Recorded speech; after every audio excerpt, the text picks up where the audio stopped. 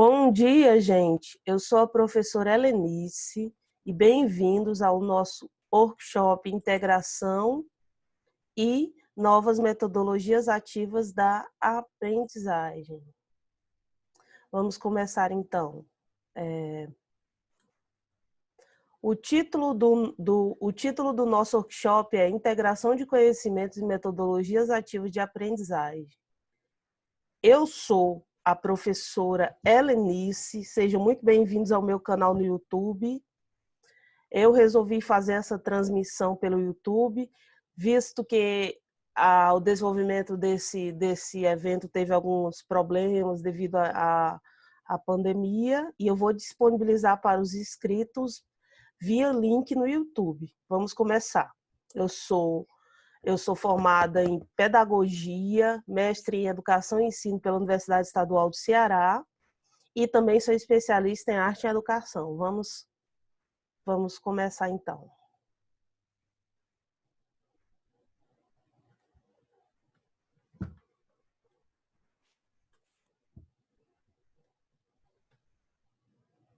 O que abordar em um plano de aula? Muitas vezes na sala de aula a gente se encontra sem saber o que fazer com determinados alunos que não aprendem, né? Mas a gente precisa pensar uma intencionalidade pedagógica. O professor tem que ter bem claro o que ele quer trabalhar, como ele quer trabalhar e por quê. O que ele quer alcançar. Essa intencionalidade pedagógica tem que estar bem clara no seu planejamento de aula.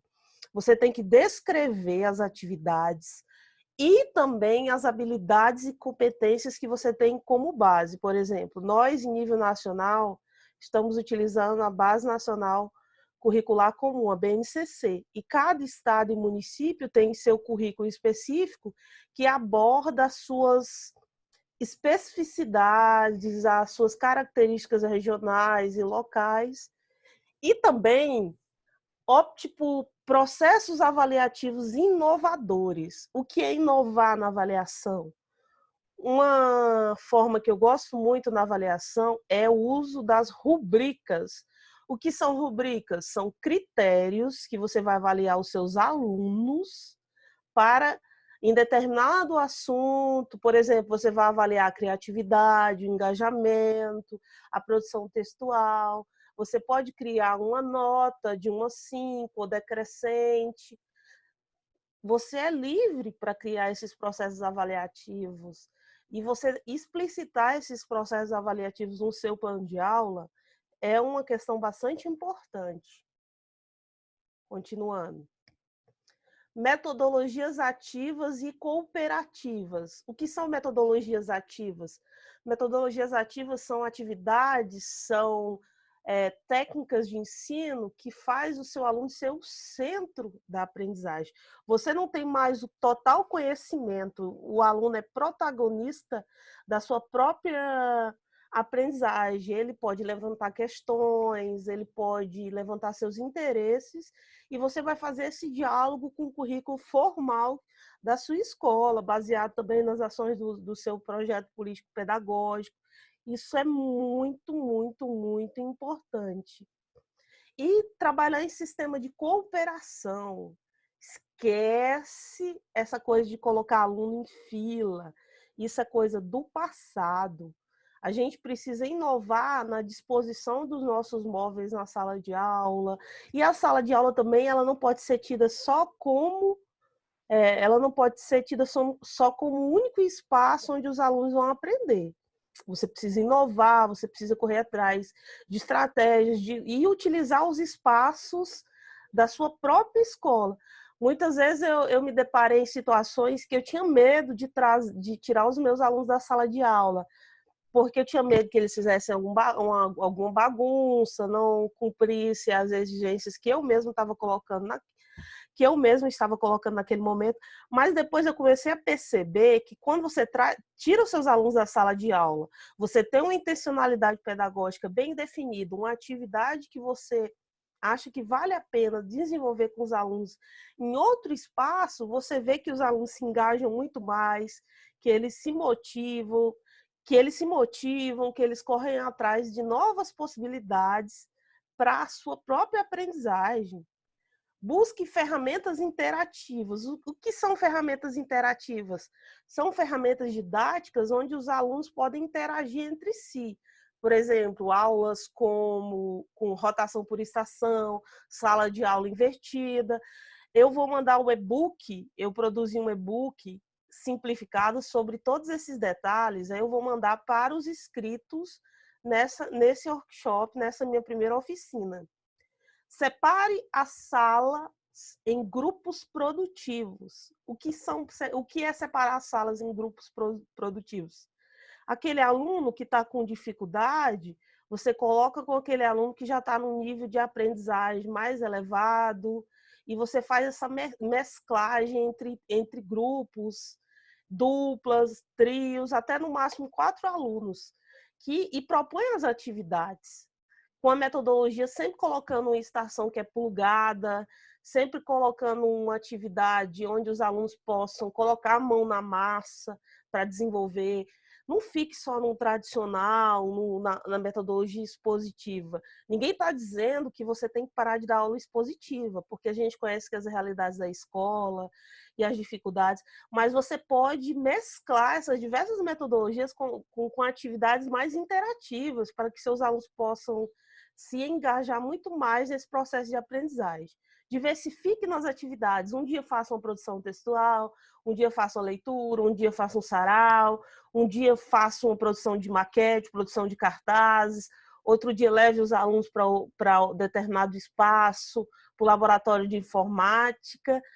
Tenha em mente que quanto mais diferenciado, mais diferente forem as atividades, melhor a sua aula vai produzir, os alunos vão render muito mais, você vai ter mais tempo para planejar, para buscar estratégias, porque quando a aula é aquela mesma coisa todo dia, os alunos acham aquilo tedioso e você se estressa, você murmura, você se frustra. É muito importante você diversificar nas atividades que você vai desenvolver com seus alunos. Aqui uma citação da Lília Bart Neto Trevigiani, do livro Ensino Híbrido. Ensino Híbrido, não sei se vocês estão vendo aí, só um minuto, gente. Eu estou montando um grupo de estudo desse livro. Quem quiser participar também, eu vou deixar todos os dados, vou mandar para o... Eu quero estudar esse livro com vocês para a gente pensar novas oportunidades de aprendizagem para os nossos alunos. E vai ser o primeiro do grupo de estudos que eu estou montando. Vamos lá. A aprendizagem é mais significativa quando motivamos os alunos em seu íntimo, quando eles acham sentido nas atividades propostas.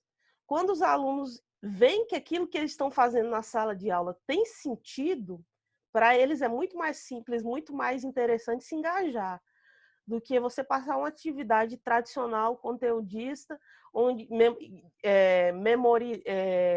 com foco só na memorização, onde os alunos não vão se interessar. Quando consultamos suas motivações, ou seja, você precisa consultar os seus alunos, você precisa escutar aquilo que o Paulo Freire falava, escuta amorosa, você precisa escutar os seus alunos para que eles possam falarem sobre as seus interesses, suas principais motivações. É muito importante. Ela continua falando, quando consultamos suas motivações profundas, aquilo que é interessante para ele, aquilo que a comunidade dele está passando. Muitas vezes os alunos estão enfrentando diversos problemas, situações que você pode colaborar com projetos criativos, inovadores, mas você não para escutar os seus alunos, para entender o que eles estão passando. Quando se engaja em projetos criativos e socialmente relevantes, você precisa elaborar projetos de aprendizagem, projetos de iniciação científica, de pesquisa, que sejam socialmente relevantes, que venham impactar positivamente a vida dos seus alunos, da própria comunidade, que venham engajar as famílias. Não é uma tarefa simples, porque a gente vive num Brasil que é desigual, cheio de contradições sociais, políticas, econômicas. A gente está vivendo um momento difícil, que é essa pandemia, mas a gente, como professor, precisa sonhar que as mudanças podem acontecer, e que depende também da nossa inspiração, da nossa vontade de aprender algo diferente e de transformar a nossa prática, de refletir acerca da nossa prática como professor, o que a gente está fazendo para contribuir com essa mudança social no mundo. No fundo, esse workshop é uma reflexão sobre isso. E a gente propõe diversas metodologias, diversas formas de engajar o seu aluno a partir dessa compreensão. Aqui eu trouxe umas ferramentas que são muito bacanas para utilizar, para você começar a trabalhar essa questão da fluência digital dos seus alunos. Google Classroom, sala de aula invertida, o Padlet, que é um mural de escrita no computador, no celular, no tablet, onde seus alunos podem escrever, podem pensar novas formas, novas maneiras de se refletir sobre aquilo que você dá em sala de aula. Rotação por estação, eu vou explicar isso também no meu e-book, que vocês vão poder ver, vai ser muito bacana. Qualquer dúvida, vocês podem entrar em contato comigo sobre o conteúdo que eu produzi, eu posso explicar, eu estou à disposição. Por isso que eu criei esse canal no YouTube, por isso que eu resolvi fazer esse evento com um preço simbólico para poder contribuir com os professores e com as pessoas que eu conheço. E quem mais se interessar pelo assunto. Discussão sobre modelos de plano de aula. Não se prenda a modelos de plano de aula. Eu sei que o nosso sistema educacional ele é burocrático, que exige do professor determinados documentos, determinadas formas de planejamento, mas você não precisa se prender a isso. Você precisa ser criativo. Eu também criei um modelo super criativo, super colorido. Vou mandar para quem se inscreveu nesse evento. E você pode inovar, criar novas possibilidades para o seu plano de aula. Não precisa ser aquela coisa maçante, repetitiva, que você faz só para cumprir a tabela. Você pode inovar naquilo, ter prazer naquilo. Porque eu sei que chega determinado tempo que o professor está com muitos anos na escola, acha chato fazer aquele mesmo plano de aula, com aquelas mesmas exigências. Você pode elaborar uma discussão com seus coordenadores, com a escola, sobre a importância de inovar também no plano de aula. Não precisa ser do mesmo jeito sempre.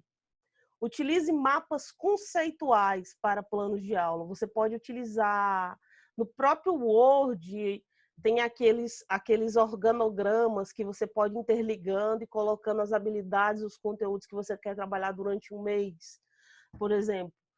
Utilize elementos visuais. Eu vou falar da minha experiência com um plano de aula.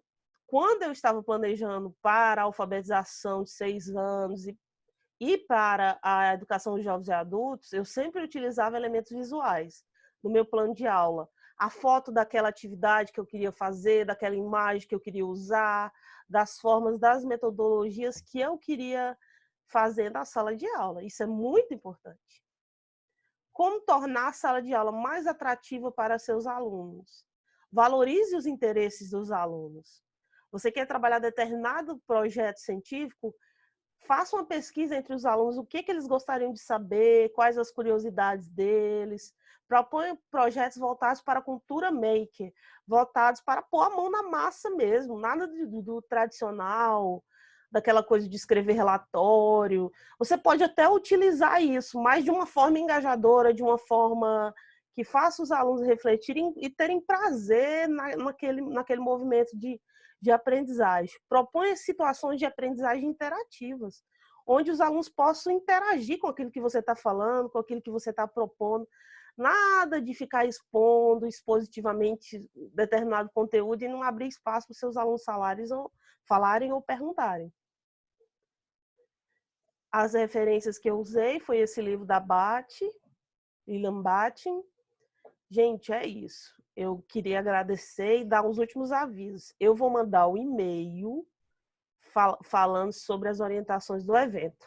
Em que sentido? O sorteio A sala de aula inovadora, eu vou fazendo em junho. Como eu te falei, foi um número reduzido de inscritos, eu não tive condições de divulgar mais o evento, mas quem se inscreveu agora vai ter o ingresso gratuito para o próximo webinário que eu vou fazer em junho. Eu agradeço a participação de vocês por ter ficado até o final. Quem puder, dá um like aí, se inscreve no meu canal.